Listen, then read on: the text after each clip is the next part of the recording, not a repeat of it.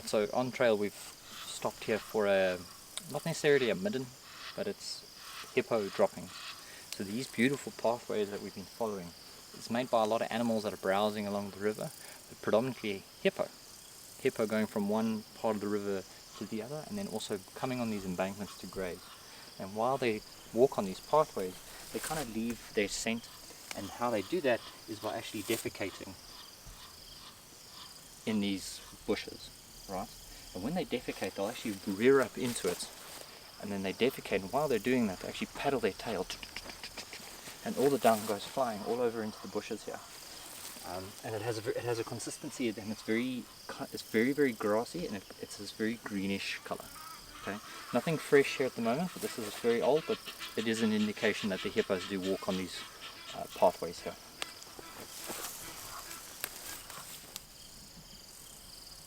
You see, especially this one.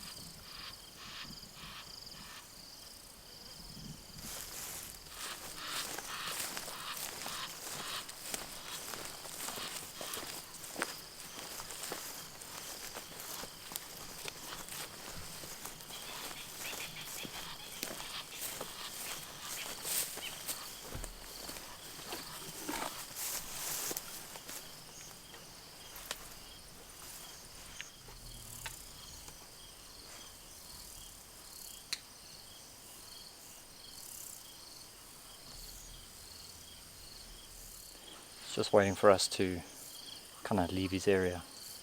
At first I thought there was one, there were actually two. There were the one we saw here, and then there was this other one. The other one ran away. So I think saw this bull, got a fright, and went another way.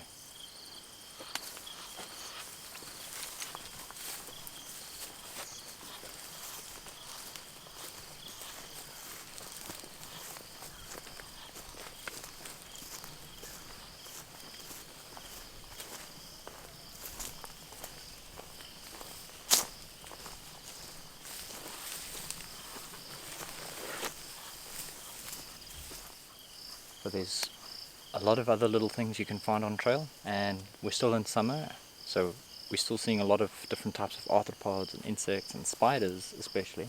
And the one particular spider we see often is this one. It's the golden orb web spider. I don't know if you'll be able to see in the camera, but there's this very large spider here, and then there's all these smaller ones around. Oops, I've disturbed her. Okay, the big one is the female, and the small ones are the males. And they build these big, beautiful, goldish coloured like webs, hence the name golden orb web spider. And they're very sticky, but they're very strong. And they use these webs to actually catch their food.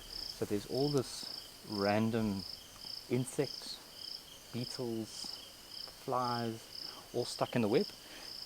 Hit the web, get stuck, sends vibrations. She senses the vibration, she knows, hey, there's food, and she goes and she wraps it up. Alright. So I don't know if you can actually see the spider or not, but I'm going to try to put my hand, oopsie, behind her. Yeah, she's going to fly away now, move away now. Okay, but we won't break her web, we'll just kind of walk under her.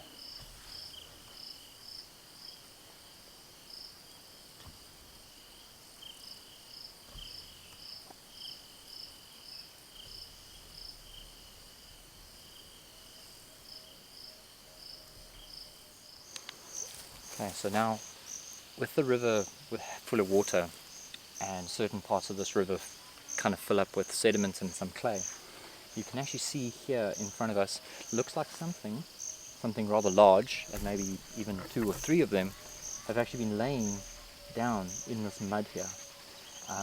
Probably a rhino, okay, but you'd also find buffalo. They'll come wallow in the mud here and actually sleep here for certain parts of the day.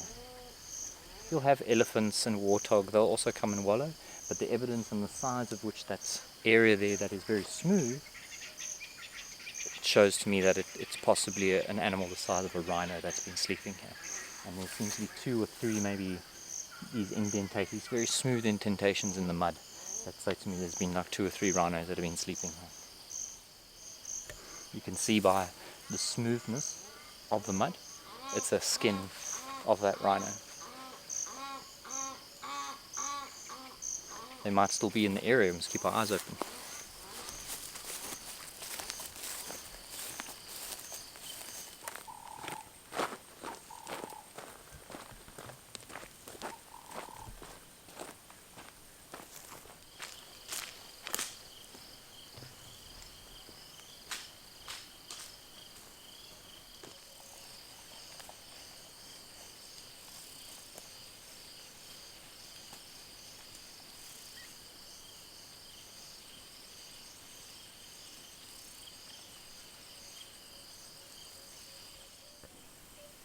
Alright, so on trail we found some more small insects. These small conical pits in the ground here are made by antlions. Now, not necessarily the adult, but the larval stage of an antlion is a small, very, very small predatory type insect. These conical pits are thrown with very fine sand on the sides. And if ants or small termites or small insects fall inside, they can't climb up the edges, and this predatory insect, the antlion, sits in the center there, flicks more sand on him, and then he grabs him with his big pincers. Now when I say small, I mean, when I say small, they fit inside your pinky nail there. You find a lot of them around in the summertime.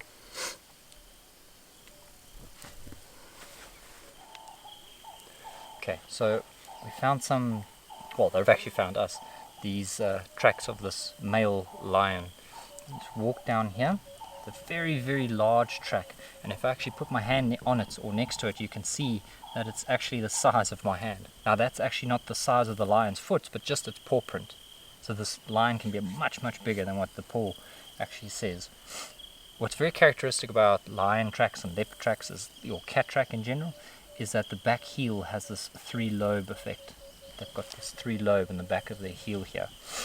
Also the size, and the only large cat we have at this particular size would be a lion, a male lion in this area. There seems to be only one walking up here. I know in the area there is 2 males that roam around, but at the moment it just seems to be footprints of one. You can see here how he's walked down the road. And this ground here is very, very hard. So this could have happened when it was maybe a bit more wet here.